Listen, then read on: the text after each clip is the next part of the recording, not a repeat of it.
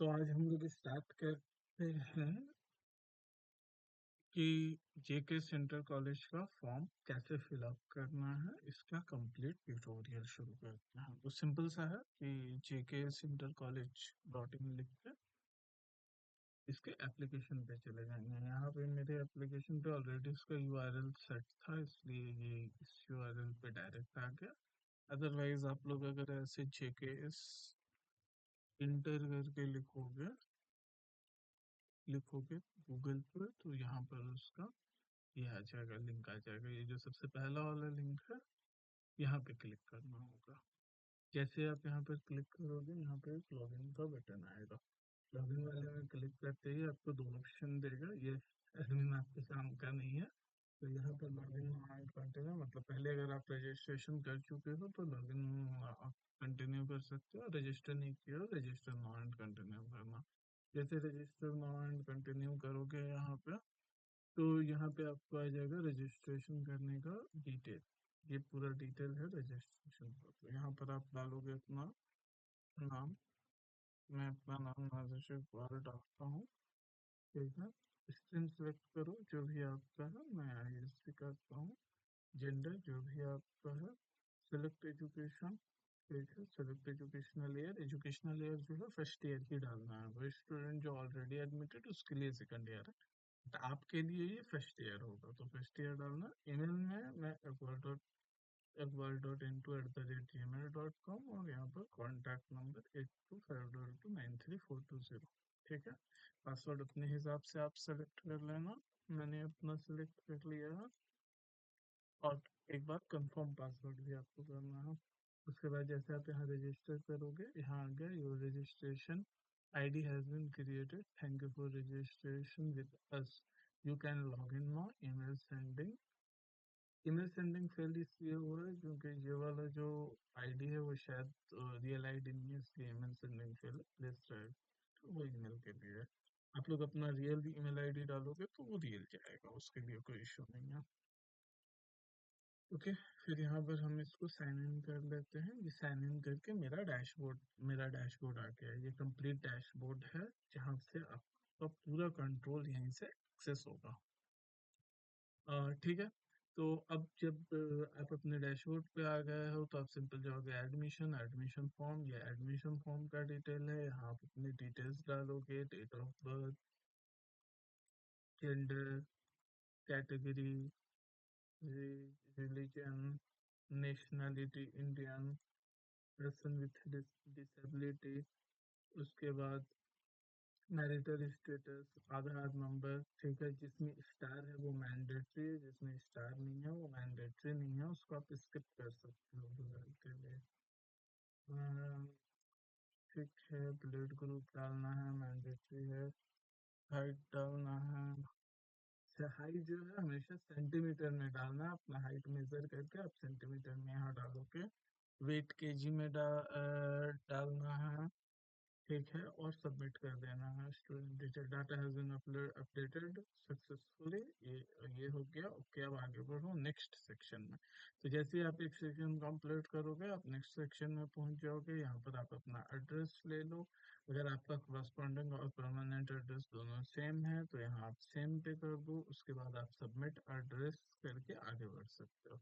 Data has been updated, data update हो गया। अब आप आगे जा सकते हो। डिटेल ऑफ लास्ट एग्जामिनेशन, जो लास्ट एग्जाम आपने दिया उसका डिटेल डालना है। कौन से बोर्ड से दिया है, जैक से दिया है, पासिंग ईयर कौन सा है, स्कूल नेम कौन सा है। ठीक है। रोल नंबर क्या था आपका, वहाँ पर रोल नंबर, यूनिक आईडी, और भी जो रजिस्ट्रेशन नंबर वगैरह होता है, कुछ भी आप यहाँ पे रोल नंबर डाल सकते हो। रोल नंबर डाल सकते हो यहाँ पे, रजिस्ट्रेशन नंबर या यूनिक आईडी वगैरह डाल सकते हो, यहाँ रोल नंबर डालना है। ठीक है। डिवीजन आपको क्या मिला था। ठीक है। एनुअल है या सप्लीमेंट्री लगा है। सब्जेक्ट क्या क्या आप लिए थे, सब्जेक्ट जो जो आप लिए थे कॉमा कॉमा कॉमा करके लिखते जाना। ठीक है। टोटल मार्क्स मान लेते हैं 500 है। आपका आया है 372। ये परसेंट के डब्बे पे क्लिक करना है, ऑटो कैलकुलेट होके आ जाएगा। उसका submit examination detail, continue subject detail भी आता है। डाटा हैज बीन अपडेटेड हो गया। अब आगे बढ़ो। आगे बढ़ने के बाद ये आ गया आईएससी कोर्स। ये अब आप चेंज नहीं कर सकते, आपने एक बार सेलेक्ट किया तो किया। ठीक है। फिर ये आता है इंग्लिश ए, मैथ और कंप्यूटर। यहाँ पर आप सेलेक्ट कर लो इकोनॉमिक्स। ठीक है, अगर आप दो सब्जेक्ट सेम सिमिलर अगर कर लेते हो तो ये नहीं आगे प्रोसीड करने देगा। ठीक है, उसके बाद पहले आपको मैथ सब्जेक्ट करना है, तब आगे क्लिक करना है। बिना मैथ सब्जेक्ट किए आप आगे क्लिक करोगे, एरर आएगा। ठीक है, सब्जेक्ट है मैथ हो गया। और यहाँ पर आके ना अदर करिकुलम एक्टिविटी, ये जो है ना करिकुलर एक्टिविटी, ये भी मैंडेटरी है, ये आपको करना पड़ेगा। ठीक है, submit map document, data has been updated. ये आ गया, ये आ गया। अब आप आ गए सेक्शन पे, डॉक्यूमेंट सेक्शन पे। डॉक्यूमेंट सेक्शन पे आने के बाद, डॉक्यूमेंट सेक्शन के बाद आने के बाद आपको अपना डॉक्यूमेंट सेलेक्ट करना है और फॉर्म फिलअप करना है। आपने जहाँ पे भी अपना डॉक्यूमेंट रख रखा है, आप उस फोल्डर को यहाँ से जाके एक्सेस करो।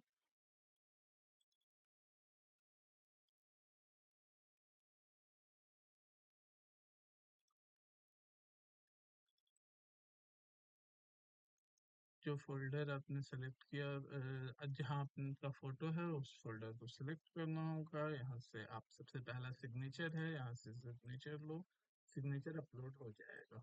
ओके, अब अगर आपको यहाँ देखना है, ठीक है, तो ये नीचे बटन आ गया है वो देखने के लिए, यहाँ पे क्लिक करोगे तो नए में आपका डॉक्यूमेंट दिख जाएगा कि आपने अपलोड क्या किया है।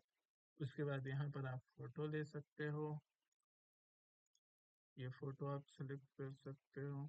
ठीक है, ये फोटो आ जाएगा। उसके बाद आप अपना ये लो जहाँ पे आपने रखा है।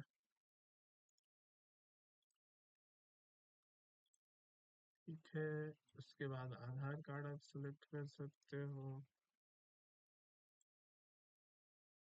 देन आपको सेलेक्ट करना है एडमिट कार्ड। ये सारा पीडीएफ होगा, एक पीडीएफ बना लो सबका आराम से बिना किसी दिक्कत के। वो सारा पीडीएफ डॉक के चक्कर में मत पड़ना, हो सकता है प्रॉब्लम आए। पीडीएफ बनाओ, पीडीएफ बना के उसको फटाफट यूज करो, समझता नहीं है।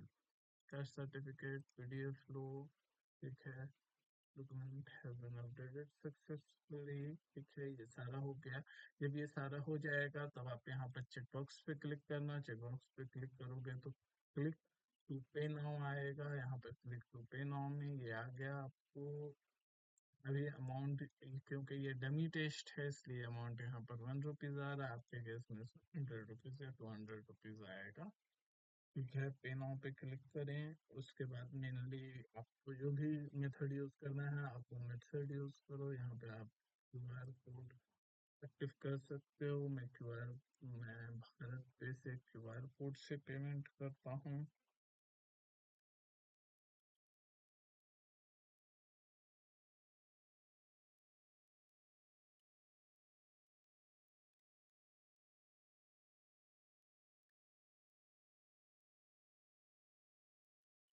आप स्कैन करके पेमेंट करो, जैसे कार्ड से जो भी मेथड से पेमेंट करना है आप पेमेंट कर दो।